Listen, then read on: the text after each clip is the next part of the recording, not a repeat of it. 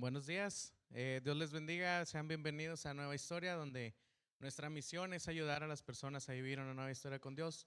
Mi nombre es Juan José, me dicen Juanjo, me pueden decir Juanjo, si me dicen Juan José ni voy a voltear, se me hace. Entonces, bueno, así es como me conocen y así es como me llaman. Seguimos con la serie Hechos para Más, una serie basada en el libro de Hechos, y el día de hoy el tema es el poder del Espíritu Santo.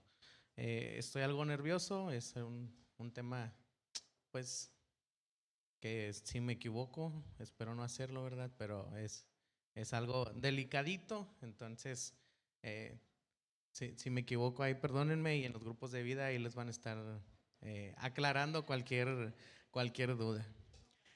Imagínense a un joven predicador que él estaba comprometido con su fe, él tenía grande devoción, él estudiaba mucho, pero sentía que algo le faltaba en su vida espiritual.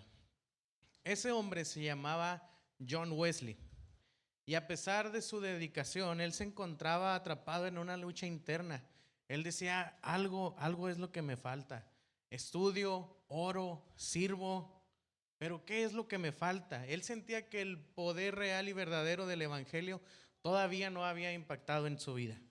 Todavía no había transformado su corazón. Y pues aquí tenemos una imagen de dibujo, ¿verdad? No había fotos en aquel tiempo, no había trabajo para Siri en aquel tiempo. Era en 1738. Y en medio de esa inquietud, él decidió asistir a una pequeña reunión en Aldersgate, en la calle Aldersgate, en Londres. Y aquella noche, mientras él estaba reunido en ese pequeño grupo, él dice su expresión, como la relatan los historiadores, es: sentí que se me calentaba el corazón. Eso es lo que dijo John Wesley. Sentí que se me calentaba en el corazón. Dice, pero no era solamente una emoción pasajera, no era solamente como un acelerón. Dice, era algo que iba a permanecer. Y ese era un momento donde el Espíritu Santo, el poder del Espíritu Santo estaba obrando en su corazón. Y él confió en Cristo no solamente para su salvación, y él confiaba que no por sus esfuerzos o no por sus obras iba a lograr algo. Esa noche en que él estaba en esa reunión, estaban leyendo una porción de una predicación de otro reformador que se llama Martín Lutero. A lo mejor ahí en historia, en la primaria, por ahí en la secundaria hemos escuchado acerca de este señor. Y él estaba escuchando una predicación de él, una lectura de una porción de predicación. Y él sintió en ese momento ese corazón que se le calentó. Hasta siento que no está prendido el abanico.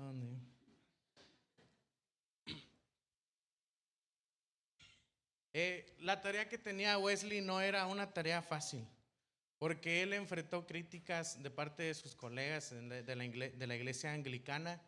En ese momento era como un pecado que predicaras fuera de la iglesia. Entonces, él dijo, tengo que salir para ir a salvar, a trabajar para salvar a los que están allá afuera, a los que no vienen, los que no asisten. Y él propuso que se predicara a campo abierto. Entonces sus colegas le decían, no, o sea, eso no está correcto. Eso, vamos a decirlo así, eso no es lo que Dios nos manda que hagamos. Entonces él se fue a predicar a campos, aldeas, calles, y vio fuera de su pueblo de lo que generalmente se veía en ese momento. Pero el poder del Espíritu Santo, a pesar de las críticas, lo impulsaba a seguir con ese trabajo. A partir de eso, miles comenzaron a escuchar sus sermones, no solamente los que asistían a la iglesia, sino los que estaban afuera. Las multitudes escuchaban, y bajo la influencia del poder del Espíritu Santo, muchas personas se arrepintieron y conocieron del Evangelio. La gente se ponía de rodillas, lloraba en esas reuniones, pero él se dio cuenta de que el Espíritu Santo no solamente lo impulsó a predicar. Wesley entendió que para que ese avivamiento, ese movimiento fuera duradero, debía de hacer algo más. Dice, no solamente es predicar, no solamente es salir y anunciar el evangelio, anunciar a Cristo. Hay que hacer algo más. ¿Qué creen que empezó a hacer él? Él dice, creo que necesitamos hacer un discipulado, debemos de hacer comunidad. Y eso es lo que él incluyó en su movimiento o en su avivamiento, que hizo diferente a lo que la iglesia de este momento estaba haciendo. Entonces es lo que la visión del Espíritu le dio, hacer comunidad y hacer discipulado entre la iglesia. Entonces organizó él grupos pequeños.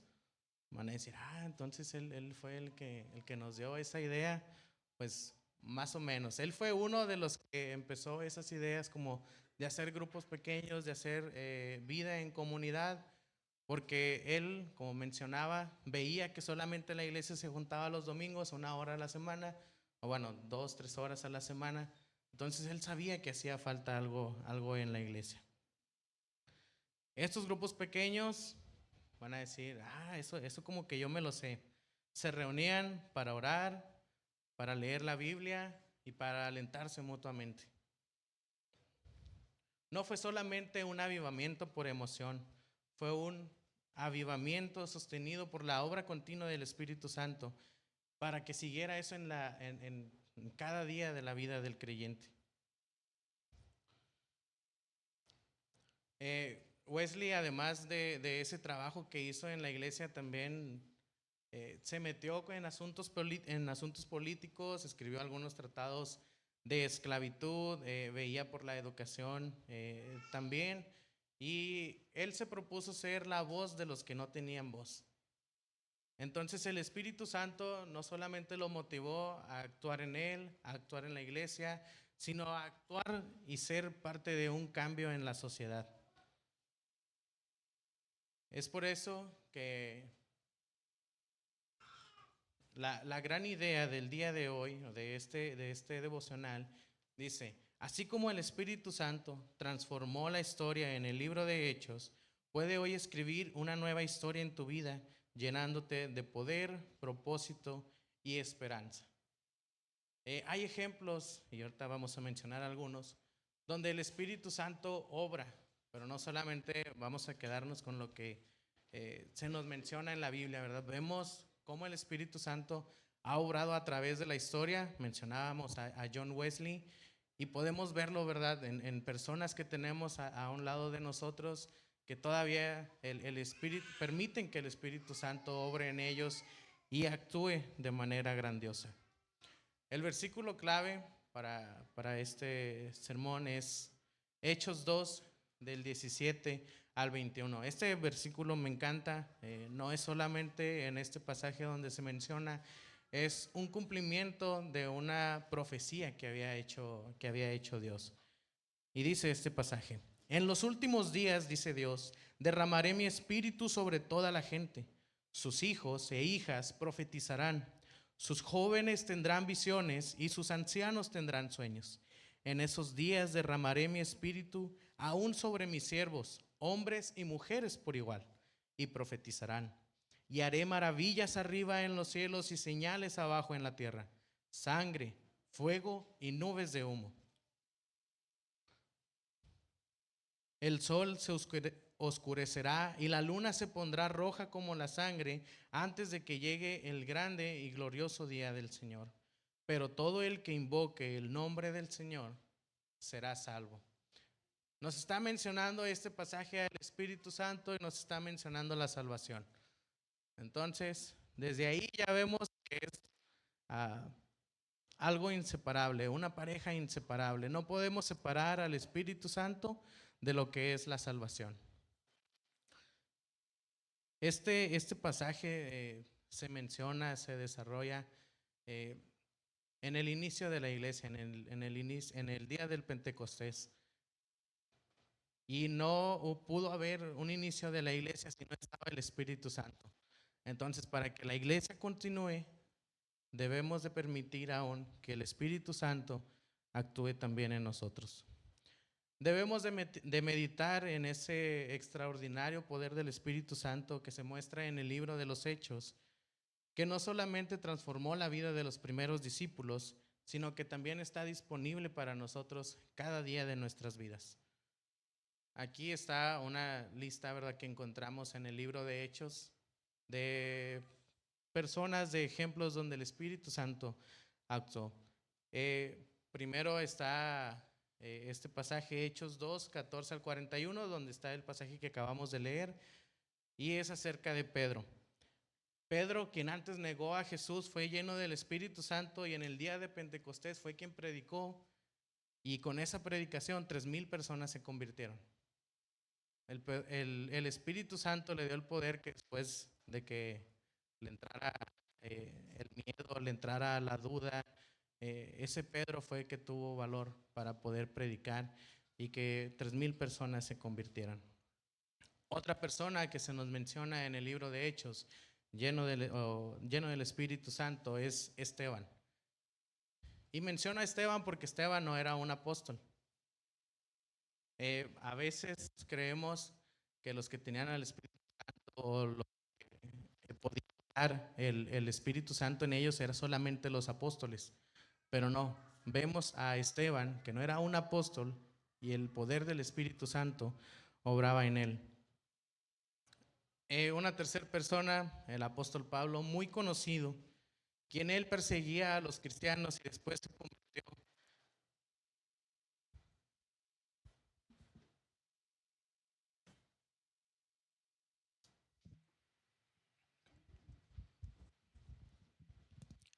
Quien perseguía a los cristianos y después se convirtió él a ser un convertidor de las personas para que ahora se convirtieran en cristianos. Ese fue el apóstol Pablo y esa fue la manera en que obró el Espíritu Santo en él.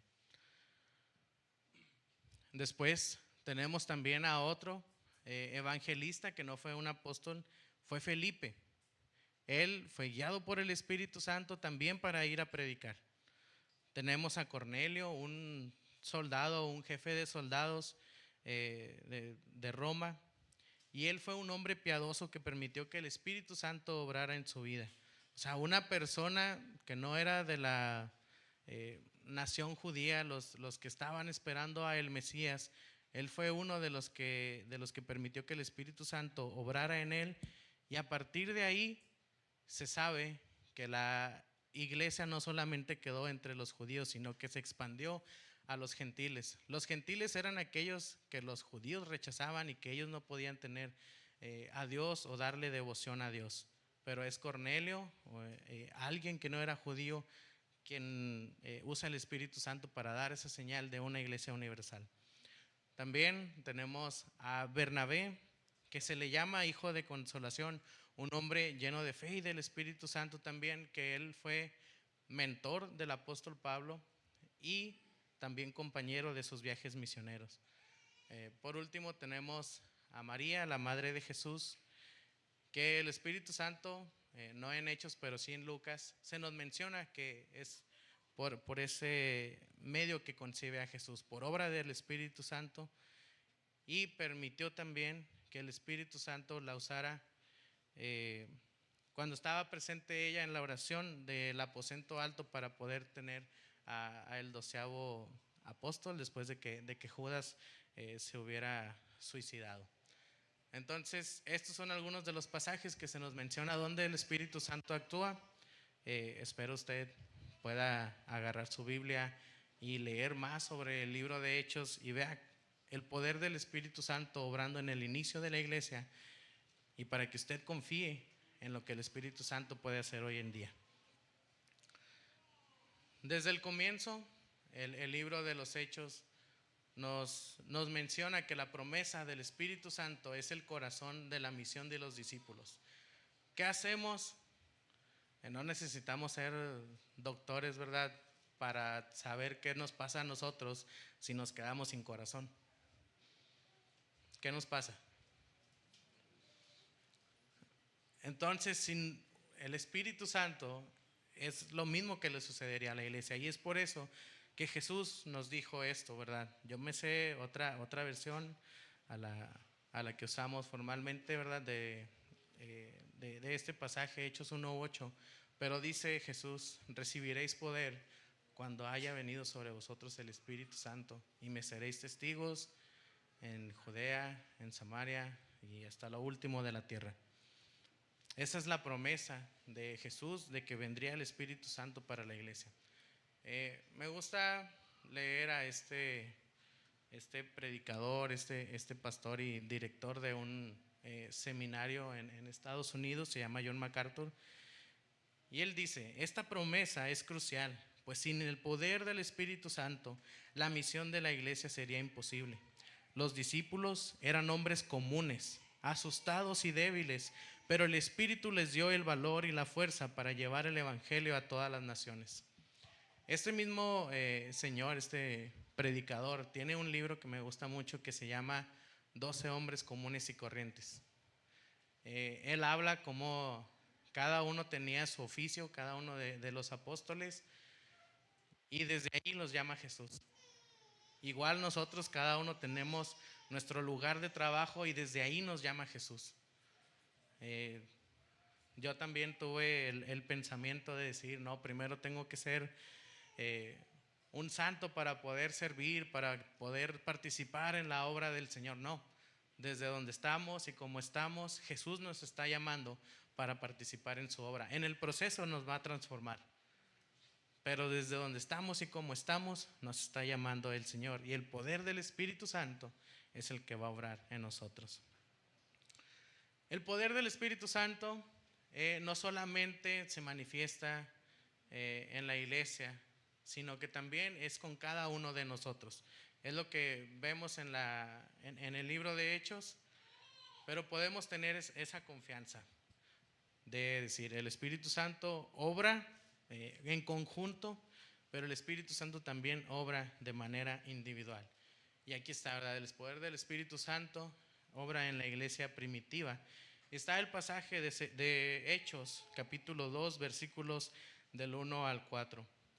Es el día del Pentecostés, donde ya mencionaba, ¿verdad? Está el apóstol Pedro predicando y 3,000 personas se unen a la iglesia.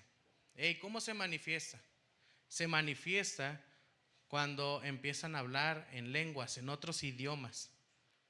Cuando mencionamos lenguas, no hablamos de que hablen algo que no se entienda, sino que hablaban en otros idiomas. Si leemos todo el pasaje, se nos menciona ahí que hay personas de otras naciones o de otros lugares, de otras regiones. Entonces nos dice, y empiezan a hablar en lenguas, empiezan a hablar los idiomas de esas personas que eran de otras regiones para que entendieran el mensaje que se estaba predicando. La otra parte, como mencionaba, el poder del Espíritu también participa o actúa en la vida del creyente de una manera individual. Hechos 6:5 nos menciona, eligieron a Esteban, varón lleno de fe y del Espíritu Santo. Wow, qué reconocimiento de Dios a Esteban mencionarlo y decir que él estaba lleno del Espíritu Santo. Y Esteban es un modelo de cómo el Espíritu Santo transforma y de cómo el Espíritu Santo da valentía, da fuerza para cada uno de los desafíos diarios. Esteban se enfrentó a la muerte por testificar de Cristo. Nosotros podemos recibir críticas, apodos, comentarios negativos acerca de nuestra fe o de cómo actuamos. Me gusta mucho una canción que a lo mejor pocos hemos escuchado. El grupo se llama Inspiración Cristiana y tocan así como ranchero, no sé. Y menciona en la canción, dice, mis amigos me dicen aburrido, me dicen que me deje de cosas, que disfrute de la vida, o sea, que me caiga el 20 de que eso no es vida. Entonces, si una canción o varias canciones lo mencionan, es porque algo hay de verdad en eso. Pero aquí tenemos a Esteban, ¿verdad? Que no solamente se enfrentó a críticas o como nosotros decimos, ¿verdad? Y no, hombre, me están tirando pedradas, pero son comentarios negativos. Las de él sí fueron pedradas de verdad. ¿Cómo sabemos o cómo podemos ver y cómo podemos ir trabajando que el Espíritu Santo obre en nosotros? Creo que la puse primero porque creo que es de las más difíciles. Vivir en sumisión al Espíritu Santo. Y vivir en sumisión al Espíritu Santo es también vivir en sumisión con los demás. Pablo nos dice en Efesios 5:18 que debemos ser llenos del Espíritu y vivir por el poder del Espíritu. Aquí voy a dar lectura de Efesios 5 del versículo 15 al versículo 20 y dice: así que tengan cuidado de cómo viven. No vivan como necios, sino como sabios. Saquen el mayor provecho de cada oportunidad en estos días malos. No actúen sin pensar, más bien procuren entender lo que el Señor quiere que hagan. Lo leo otra vez. No actúen sin pensar, más bien procuren entender lo que el Señor quiere que hagan. No se emborrachen con vino, porque eso les arruinará la vida. En cambio, sean llenos del Espíritu Santo, cantando salmos e himnos y canciones espirituales entre ustedes, y haciendo música al Señor en el corazón, y den gracias por todo a Dios el Padre en el nombre de nuestro Señor Jesucristo. Eso es lo que dice Efesios 5 del 15 al 20. Después de estos versículos, podríamos seguirle, pero me gusta porque después de estos versículos menciona cómo deben de ser las relaciones guiadas por el Espíritu. Así que ese es un pasaje, unos versículos que les dejo de tarea, porque nos menciona cómo debe ser la relación entre esposo y esposa, nos dice cómo debe de ser la relación entre padres e hijos, y nos dice cómo debe de ser la relación entre trabajadores y patrones o jefes. Ahí se nos menciona cómo deben de ser guiadas las relaciones por el Espíritu. Como mencionaba, nos invita a que nos sometamos los unos a los otros. La segunda cosa que podemos ver y trabajar para que el Espíritu Santo obre en nuestra vida, o un resultado, es que testificamos con valentía. Los discípulos oraron por valentía en el libro de Hechos y fueron testigos de Cristo con el poder del Espíritu Santo. Eso lo menciona en Hechos 4:31, después de que Pedro y Juan fueron liberados de la cárcel, y eso les dio motivación a la iglesia de ese entonces para seguir predicando y para tener la valentía de testificar el poder de Dios. La tercera cosa, que es algo, pues si lo leemos como que algo muy fácil: vivir en comunidad. Pero bueno, yo soy alguien que batallo con eso. De repente me gusta estar solo, muy solo y más solo. Y es lo que hemos visto, ¿verdad?, en los sermones pasados, Hechos 2:42, las prácticas que tenía la iglesia en aquel entonces, donde se nos menciona que la iglesia compartía el pan, se ponían a orar juntos, a estudiar de la doctrina de los apóstoles. Y el vivir en comunidad es algo pues tremendamente bueno. Nos edifica de una manera enorme.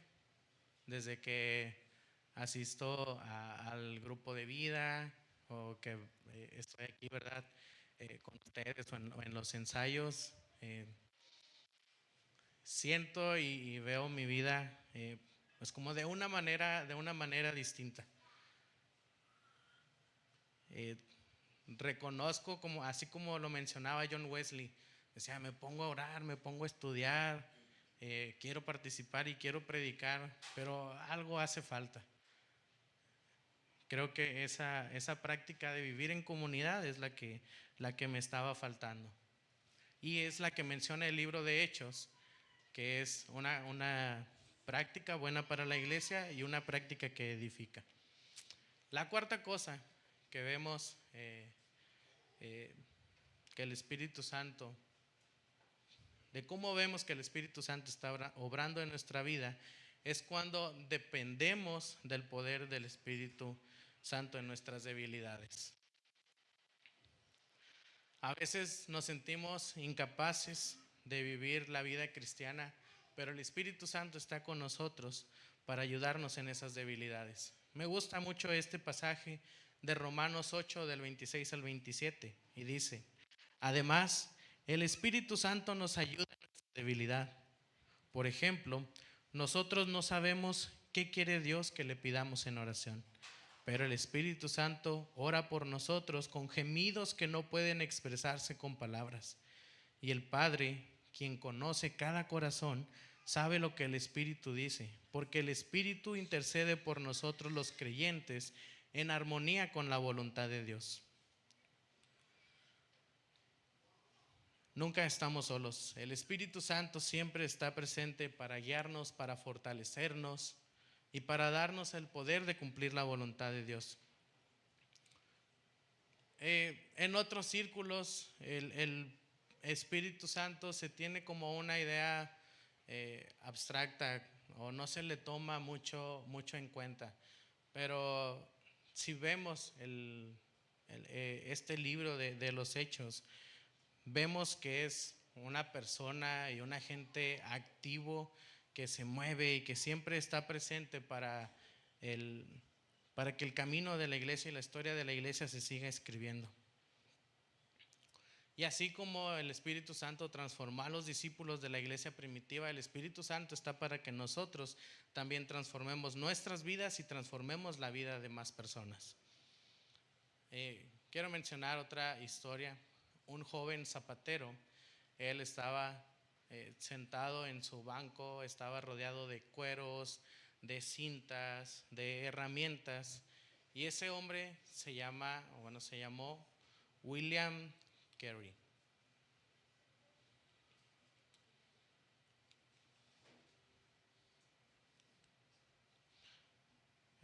Este hombre vivía en Inglaterra en el siglo XVIII, a finales de los 1700. Él no tenía riquezas ni títulos, pero él tenía una mente inquieta y un corazón ardiente. Él se ponía a estudiar mapas, le gustaba leer muchas historias y cuando la conoció, también empezó a estudiar demasiado la Biblia. Él sentía una inquietud tremenda, como si algo lo estuviera empujando a hacer algo más que zapatos. Le decía, tengo que estar haciendo algo más porque no me siento a gusto. Y Carey, en su estudio de la Biblia, vio que el Espíritu Santo le estaba sembrando algo en su corazón. Cuando él llegó a Mateo 28:19 y leyó las palabras de Jesús que decía, por tanto, vayan y hagan discípulos de todas las naciones, él sentía y sabía que esas palabras no solamente eran para los apóstoles o para los discípulos de aquel momento, eran para él, para un zapatero. Pero cuando él compartió esa idea con su iglesia, lo vieron con escepticismo, con incredulidad, y le dijeron, si Dios quiere salvar a los paganos, lo hará sin tu ayuda. Eso fue lo que le respondió la iglesia a la que asistía William.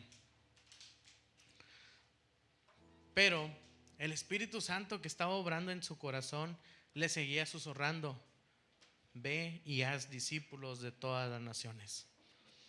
Y un día, en 1792, William se levantó con valentía frente a una reunión de ministros y pronunció las palabras que se convertirían en su lema de ministerio, que son, espera grandes cosas de Dios, intenta grandes cosas para Dios. Espera grandes cosas de Dios, intenta grandes cosas para Dios.